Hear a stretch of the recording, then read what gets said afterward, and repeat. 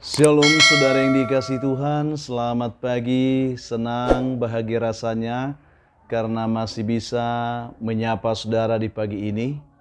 Doa juga harapan saya bagi saudara semua yang mendengar, menonton renungan ini, dimanapun saudara berada, saudara semua dalam keadaan sehat, dalam keadaan baik tentunya penuh sukacita, saudara semuanya boleh diberkati Tuhan di hari ini.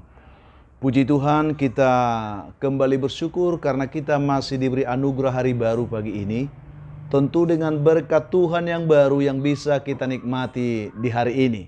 Namun sebelumnya, mari saudara kita terlebih dahulu berdoa. Kita memohon pimpinan Tuhan menyertai hidup kita di hari ini. Kita berdoa. Bapa di surga, kami menaikkan syukur kepada Tuhan di pagi ini. Bersyukur untuk kebaikan Tuhan yang telah memimpin hidup kami sepanjang malam. Juga kami bersyukur untuk hari yang baru yang Tuhan berikan kepada kami pagi ini. Berkati dan pimpinlah kami oleh Roh Kudus-Mu Tuhan, sehingga kami boleh berjalan dalam kemenangan Kristus di sepanjang hari ini. Dalam nama Tuhan Yesus kami berdoa. Amin.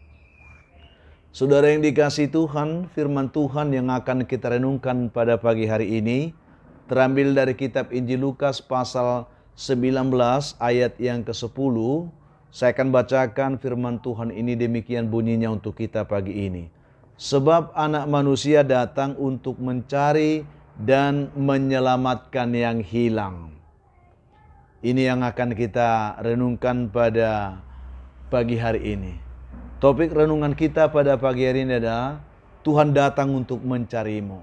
Itu yang akan kita renungkan. Saudaraku, hamba Tuhan C.S. Lewis, beliau ini pernah mengatakan seperti ini. Keselamatan bagi satu jiwa yang terhilang itu jauh lebih penting ketimbang produksi atau pemeliharaan semua epik dan tragedi di dunia ini. Penyelamatan satu jiwa yang terhilang itu lebih berharga dari semua pencapaian apapun yang kita dapatkan di dunia ini. Ini ungkapan yang sangat menarik dan ungkapan yang sangat luar biasa untuk membuka hati kita pada kesempatan ini. Betapa berharganya ketika kita bisa diselamatkan oleh Tuhan. Itu yang kita renungkan. Dikisahkan saudaraku bahwa setiap tahun diberitakan di California ada ribuan mobil yang hilang dicuri orang. Jadi ini menjadi sebuah hal yang sangat menarik. Sehingga hal-hal curanmor ini sudah dianggap sebagai kasus kejahatan biasa di sana. Karena hampir setiap hari ada ribuan kendaraan yang hilang. Tetapi pada tahun 1981 ada sebuah kisah yang sangat menarik terjadi di sana. Di mana pada saat itu ada sebuah mobil yang hilang dicuri oleh seseorang. Peristiwa ini saudara membuat semua koran lokal yang ada di California menurunkan berita ini sebagai headline, ya, sebagai berita utama di semua koran seantero daerah itu pada saat itu. Dan tidak hanya itu saudaraku, polisi pun menggunakan segala macam cara agar bisa menghubungi si pencuri mobil tersebut. Ini menjadi sebuah kegemparan pada saat itu. Mengapa pencurian mobil yang sudah biasa itu, ya, setiap hari tidak pernah seheboh itu? Mengapa peristiwa ini menjadi sebuah peristiwa fenomenal yang menghebohkan semua orang? Apa yang membuat sehingga kasus pencurian kali ini begitu istimewa dan itu sangat menyita perhatian banyak orang dari semua kalangan pada saat itu? Ternyata saudara, bahwa pemilik mobil yang hilang itu mengatakan kepada polisi bahwa di bangku depan dari mobil yang dicuri itu ada sebuah kotak roti yang dibubuhi racun, ya. Dan itu biasa saja kelihatannya. Dan pemilik mobil itu merencanakan akan menggunakan roti beracun itu sebagai umpan tikus ya di ladang mereka. Ya, mereka takut, dikatakan jangan sampai pencuri mobil itu atau salah satu dari kerabat dekatnya atau mungkin keluarganya sempat memakan roti yang sudah beracun itu artinya tidak ada ampun bagi orang itu. Ya, mereka pasti akan mati dengan sia-sia dan dengan segera. Itu sebabnya peristiwa itu begitu heboh. Karena bukan lagi masalah mobil yang hilang itu yang dipikirkan, tetapi sesungguhnya mereka menyayangkan nasib kehidupan si pencuri itu kalau sampai dia memakan roti beracun yang ada di dalam mobil itu, saudara. Jadi polisi berusaha begitu keras untuk bisa menemukan atau paling tidak menghubungi pencuri mobil itu, tidak lagi untuk dihukum. Ini persoalannya. Tidak untuk menghukumnya lagi, tetapi untuk menyelamatkan nyawanya. Luar biasa, saudara. Jadi pencuri itu ingin segera didapat atau paling tidak dapat berkomunikasi segera dengan pencuri itu, tidak karena ingin menghukumnya lagi, tetapi demi untuk menyelamatkannya. Saudaraku yang dikasihi oleh Tuhan Yesus Kristus, ini hanya sebuah kisah bagi kita pada pagi hari ini. Sebuah kisah yang tentunya bisa saja menggelitik hati kita, bisa saja membuat kita menjadi penasaran apakah pencuri itu ditemukan atau tidak. Tetapi kita ingin belajar pada pagi hari ini. Bukankah Tuhan Yesus juga melakukan hal yang sama terhadap kita semua? Dia datang untuk mencari orang-orang yang sesat, orang-orang yang terhilang, orang-orang yang hidup dalam dosa, orang-orang yang diperhamba oleh setan dan kuasa-kuasa dunia ini. Tidak untuk menghukum, saudaraku, tetapi untuk menyelamatkan. Karena kalau mereka tidak ditolong, kalau kita tidak ditolong oleh Tuhan, maka kita pasti akan mati dan kita pasti akan binasa. Itu yang menarik pada pagi hari ini. Sadarkah kita bahwa semua kita, ya, bahwa kita semua, bahwa jika Tuhan tidak menolong kita, jika Tuhan tidak menyelamatkan kita, bukankah kita semua telah terancam oleh kematian karena dosa, karena kejahatan-kejahatan yang kita lakukan dalam hidup ini?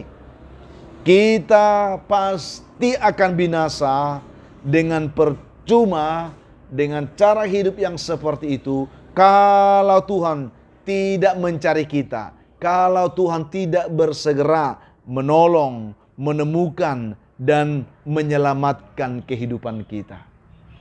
Puji Tuhan, saudaraku, firman Tuhan pagi hari ini memberikan kepada kita sebuah peneguhan keyakinan iman tentang kebenaran ini. Firman Tuhan berkata, sebab anak manusia itu datang untuk mencari dan menyelamatkan yang hilang. Seperti saya dan saudara. Tetapi puji Tuhan, saudaraku, oleh kemurahan Allah, ketika kita ditemukan orang-orang berdosa seperti yang tadinya kita akan dihukum oleh dosa kita, bukan untuk menerima hukuman dari Tuhan, tetapi untuk menerima penyelamatan, pembebasan.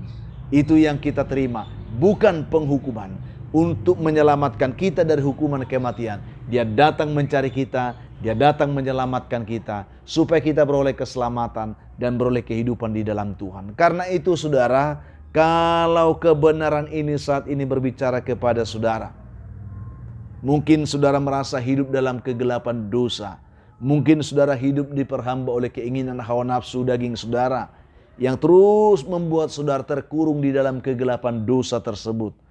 Jangan keraskan hatimu, saudaraku. Dengarkan suara Tuhan yang dengan lemah lembut, Dia sedang datang mencarimu, Dia sedang ingin bertemu denganmu, Dia sedang ingin menyelamatkan engkau, Dia memanggil namamu.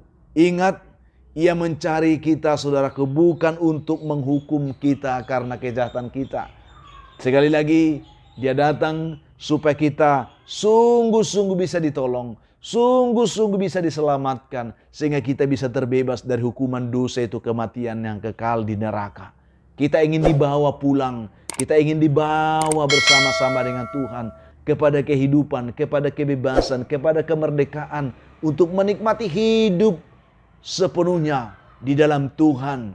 Dan itu kita akan nikmati kalau kita bisa merespon panggilan Tuhan. Kalau kita merespon suara Tuhan, maka kita akan beroleh pertolongan, kita akan beroleh kelepasan, kita akan beroleh kebebasan, dan kita akan beroleh kemerdekaan. Untuk itu saudaraku, kira Tuhan menolong kita pada pagi hari ini dengan renungan sederhana ini, mengingatkan kita kembali. Jangan bermain-main dengan dosa. Jangan bermain-main dengan setan. Jangan bermain-main dengan dunia ini. Karena itu akan membuat kita akan terhukum dan akan binasa di neraka. Tetapi responlah panggilan Tuhan. Dia sedang mencari dan ingin menyelamatkan saya dan saudara. Respon panggilannya, terima panggilan Tuhan itu. Untuk bisa memberikan kepada kita jaminan keselamatan, jaminan kelepasan, dan jaminan kehidupan kekal di dalam Tuhan. Tuhan kiranya memberkati kita semua dengan renungan ini. Mari kita minta kekuatan Tuhan untuk hidup di dalamnya hari ini. Kita berdoa. Bapa di surga, kami menaikkan syukur kami kepadamu pada pagi ini. Bersyukur untuk firman yang boleh kami renungkan secara sederhana pagi ini.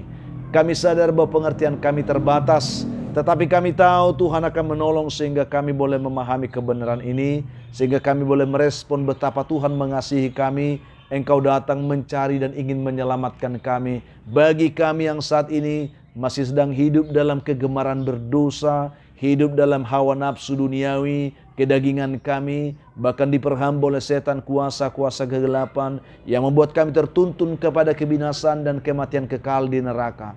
Tetapi kami bersyukur firman-Mu pagi hari ini berkata, bahwa anak manusia datang untuk mencari dan menyelamatkan yang hilang seperti kami.